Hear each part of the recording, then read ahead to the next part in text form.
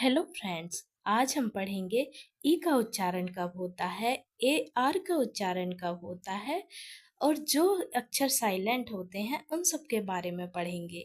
तो चलिए वीडियो को बिना देरी किए हुए स्टार्ट करते हैं। तो चलिए लेट्स स्टार्ट। नंबर 1, अगर किसी शब्द में ई के तुरंत बाद ए आर आता है तो ई का उच्चारण नहीं होता। जैसे अर्ण, अर्ण मतलब कमाना, अर्नेस्ट मतलब बयाना, अर्थली सांसारिक।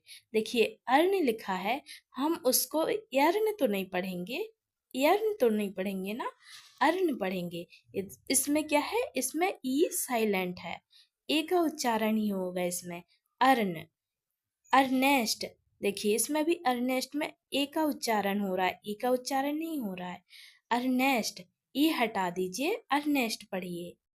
जब भी ई के आगे ए आर आएगा तो आप समझ लीजिएगा अर्ण ही पढ़ना है हमको, उसको यर्ण नहीं पढ़ना है, तो उसको अर्ण पढ़िएगा। Earnest, earn, earthly. ठीक है, ई साइलेंट रहता है इसमें। चलिए नेक्स्ट आता है नंबर 2। अगर किसी शब्द का आखिरी अक्षर एन हो और उसके पहले एम आया हो तो एन का उच्चारण नहीं होता है। फिर से समझिए, अगर किसी शब्द का आखिरी अक्षर एन हो और उसके पहले एम आया हो तो एन का उच्चारण नहीं होता है। जैसे ऑटम, ऑटम मीन्स होता है पतझड़। कॉलम, कॉलम मीन्स होता है कतार। देखो कॉलम तो नहीं पढ़ेंगे ना हम उसको, या फिर ऑटम ने तो नहीं पढ़ेंगे ना, तो इसलिए उसको ऑटम पढ़ा जाता है, ना कि ऑटम। ओके, चलिए नेक्स्ट आता है। फ्रेंड्स, एक बात मैं आपको बता देती हूँ कि अगर जब तक आपको सही से इंग्लिश पढ़ना नहीं आएगा तो आप इंग्लिश बोलना कैसे आ सकता है आपको। तो सबसे पहले कोशिश कीजिए कि आप सही से इंग्लिश पढ़ना सीखिए, उसके बाद आप इंग्लिश बोलने की कोशिश कीजिए। ओके। नंबर 3, अगर किसी शब्द का पहला अक्षर डब्लू हो और उसके तुरंत बाद आर आए तो डब्लू का उच्चारण नहीं किया जाता। फिर से समझिए, अगर किसी शब्द का पहला अक्षर डब्लू हो और उसके तुरंत बाद आर आए तो डब्लू का उच्चारण नहीं किया जाता। जैसे रिस्ट मतलब कलाई, रॉन्ग गलत, राइट लिखना। देखिए डब्लू को हटा दीजिए तो क्या पढ़ेंगे, रिस्ट। अब ब्रिस्ट तो नहीं पढ़ेंगे ना उसको, ब्रेस्ट, रिस्ट ही पढ़ेंगे ना। Wrist wrong. आप डब्लू हटा दीजिए और फिर पढ़िए रिस्ट मतलब कलाई।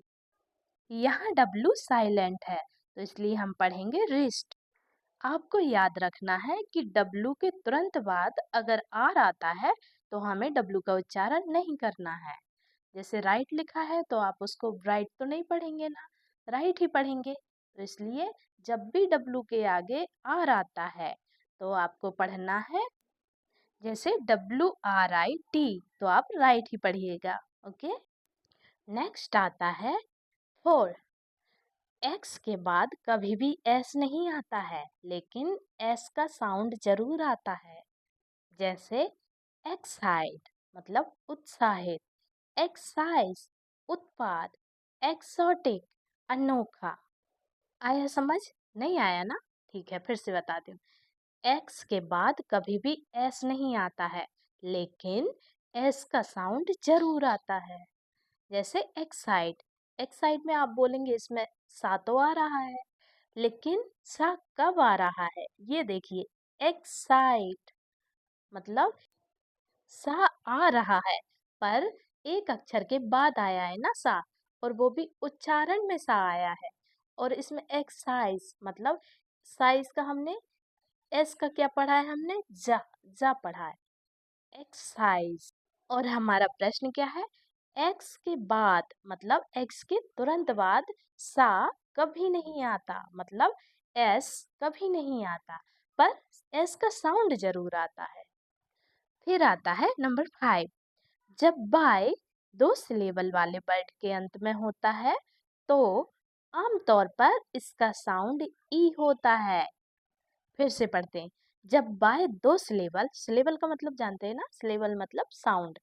जब दो सिलेबल वाले वर्ड के अंत में होता है तो आमतौर पर इसका साउंड ई होता है।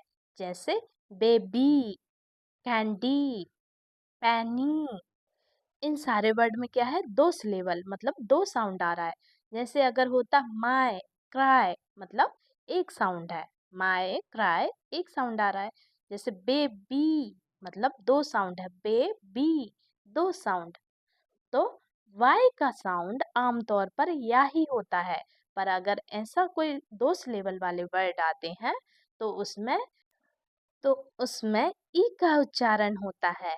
जैसे बेबी, मतलब ई का उच्चारण हो रहा है। कैंडी, ई का उच्चारण हो रहा है ना। पैनी, इसमें भी ई का उच्चारण होता है। अगर माय क्राई होता तो उसमें ई का उच्चारण होता है क्या? नहीं होता है ना।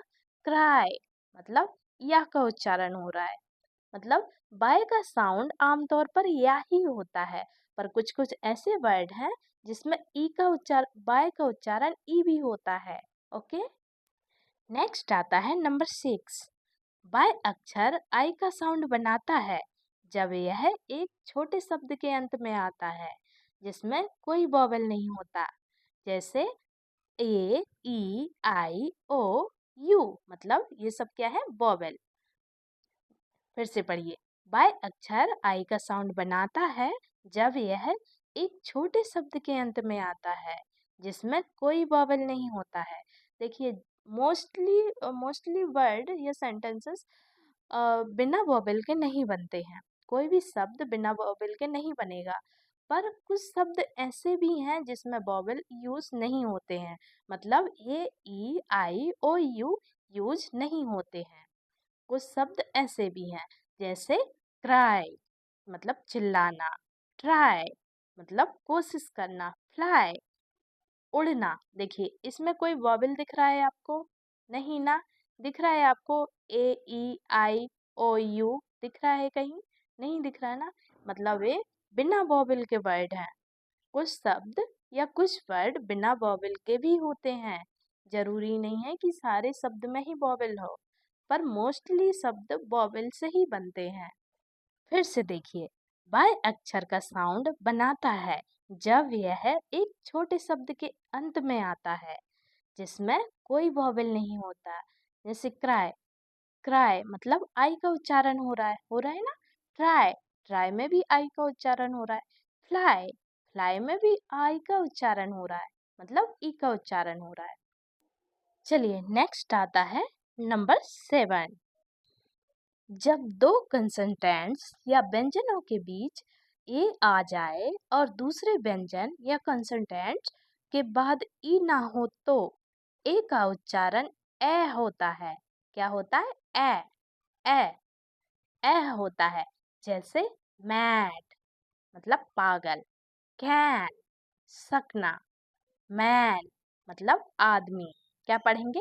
मैड, मतलब एक का उच्चारण आ रहा है ना। एक का उच्चारण। अगर इसमें MADE होता तो क्या होता? मेड। क्या होता? मेड। इसमें ME नहीं, MAD है, मतलब मैड। सॉरी, थोड़ी मिस्टेक हो गई थी। क्या बोलेंगे इसको? मैड, मतलब MAD, मैड। फिर से पढ़ते हैं। जब दो कॉन्सोनेंट्स या व्यंजनों के बीच ए आ जाए और दूसरे व्यंजन मतलब कॉन्सोनेंट के बाद ई ना हो तो ए का उच्चारण ए होता है। क्या होता है? ए। Made, MADE। अगर ई जुड़ जाता है इसमें तो मेड हो जाता। इसमें ई नहीं है, मतलब इसका मैड, MAD, मतलब मैड। इसमें ई नहीं है तो हम इसको मैड पढ़ेंगे, मतलब ए पढ़ेंगे। ए नहीं पढ़ेंगे, ए पढ़ेंगे। क्या पढ़ेंगे? ए, मैड, कैन, मैन। इसको फिर से समझते हैं। देखो, जब दो कंसोनेंट्स मतलब व्यंजन के बीच ए आ जाए, मतलब एम और ए, क्या? एम और डी क्या है? व्यंजन। अब उनके बीच क्या आ गया? ए आ गया। तो दूसरे व्यंजन के बाद ई ना हो तो ए का उच्चारण ए होगा। देखिए, अगर ई होगा तो मेड होगा। नेक्स्ट आता है नंबर 8। अगर किसी शब्द के अंत में E L, E N, E N T या ई आर हो और उसके पहले 2 से अधिक अक्षर हो तो ऐसे में ई का उच्चारण आ किया जाता है। क्या किया जाता है? ई का उच्चारण अ किया जाता है। मतलब funnel, funnel, sister, sister, spoken, spoken. आ रहा है ना? स्पोकन मतलब आ का उच्चारण हो रहा है। स्पोकन बोली जाने वाली।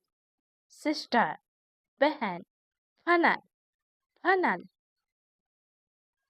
अगर किसी शब्द के अंत में E L, E N, E N T या ई आर हो और उसके पहले 2 से अधिक अक्षर हो तो ऐसे में ई का उच्चारण आ किया जाता है। नेक्स्ट आता है नंबर 9। अगर किसी अंग्रेजी शब्द के बीच में आई हो तो और आई के दोनों ओर व्यंजन मतलब कंसोनेंट हो तो आई का उच्चारण ज्यादातर ई किया जाता है। जैसे बिल, स्किल, पिंच, पिंच मतलब चुटकी, स्किल, स्किल मीन्स कौशल, बिल मतलब बिल। आई का उच्चारण हो रहा है ना, बिल। आई का उच्चारण आ रहा है मतलब ई का उच्चारण हो रहा है, बिल। स्किल, ई आ रहा है ना इसमें भी। पिंच, इसमें भी ई आ रहा है ना। मतलब फिर से पढ़िए, देखिए। अगर किसी अंग्रेजी शब्द के बीच में आई हो तो और आई के दोनों ओर व्यंजन मतलब देखिए आई के दोनों ओर व्यंजन है ना, मतलब आई के दोनों ओर व्यंजन है।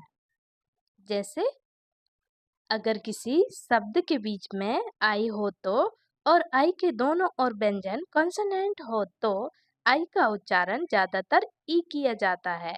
जैसे बिल, स्किल, पिंच। फ्रेंड्स, अगर आपको इंग्लिश सीखना है तो इस शब्दों के बारे में ज़रूर आपको पता होना चाहिए। ये कब साइलेंट होता है, आई कब साइलेंट होता है, आई का उच्चारण कब किया जाता है, डब्लू का उच्चारण कब किया जाता है, ये सब आपको बहुत अच्छी तरीके से आना चाहिए, जभी आप इंग्लिश सीख पाएंगे। अगर आपको ये सब नहीं पता तो इंग्लिश कैसे सीख पाएंगे, आप इंग्लिश कैसे बोल पाएंगे, ये बताइए। तो इनको सीखने के लिए, इनको इंग्लिश बोलने के लिए आपको ये सब ज़रूर सीखना पड़ेगा। आगे चल के आपको बहुत काम आने वाले हैं। मुझे पता है कि अभी आपको एक बार में ये सब समझ नहीं आया होगा, तो आप एक काम कीजिए, इनको नोट डाउन कर लीजिए और बार बार रिपीट कीजिए। एक सेंटेंस को बार बार पढ़िए, एक क्वेश्चन को बार बार पढ़िए। अगर आप बार बार पढ़ेंगे तो ऑटोमेटिकली आपको याद हो जाएगा और वो भी जिंदगी भर के लिए याद हो जाएगा आपको। तो इसलिए आप डरिएगा नहीं। बेशक आप पढ़ सकते हैं, अंग्रेजी बोल सकते हैं, पर आपको थोड़ी मेहनत करनी पड़ेगी। अगर मेहनत नहीं करेंगे तो आप कैसे इंग्लिश बोल पाएंगे। इसलिए मेहनत बहुत ज़रूरी है और मैं पूरी कोशिश करूंगी कि आपको बहुत अच्छी तरीके से इंग्लिश सिखा सकूं। देखिए, कुछ कुछ शब्दों को आपको रटना भी पड़ता है, ऐसा नहीं है बिना रटे कुछ काम नहीं होने वाला है। आपको रटना बहुत जरूरी है। कुछ कुछ चीजें होती हैं जो समझना जरूरी होता है, पर कुछ कुछ चीजें ऐसी होती हैं जिन्हें हमें रटना भी जरूरी होता है। इसलिए रटना कोई बुरी बात नहीं है, रटना भी अच्छी बात है। और अगर आपको इंग्लिश अच्छे से सीखना है तो आप डेली 5 सेंटेंसेस जरूर याद करें और डेली 5 मीनिंग जरूर याद करें। ऐसे में आपकी इंग्लिश बहुत इम्प्रूव हो जाएगी। अगर डेली आप 5 5 सेंटेंसेस 5 5 मीनिंग्स याद करेंगे तो आपकी इंग्लिश इम्प्रूव होने से कोई नहीं रोक सकता। ठीक है, तो इसलिए कोशिश कीजिए, मेहनत कीजिए। मेहनत का ही फल मीठा होता है, सुना है ना आपने ऐसा। तो इसलिए मेहनत करना बहुत ज़रूरी है। तो चलिए मिलते हैं नेक्स्ट वीडियो में। Bye bye and take care.